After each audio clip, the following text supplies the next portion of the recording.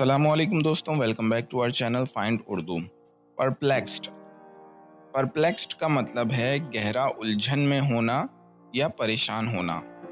ये लफ्ज़ उस हालत को बयान करता है जब कोई शख्स किसी बात को समझाने में मुश्किल महसूस करता है या उसके सामने कोई ऐसी चीज़ होती है जो समझ में नहीं आती।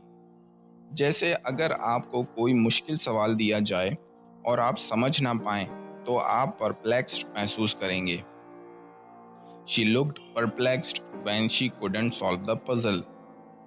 वो पहेली हल ना करने पर गहरी उलझन में लग रही थी। तो दोस्तों, ये था परप्लेक्स्ड लफ्ज़ का मतलब और इस्तेमाल। उम्मीद है अब आपको समझ में आ गया होगा। मिलते हैं नेक्स्ट वीडियो में। शुक्रिया।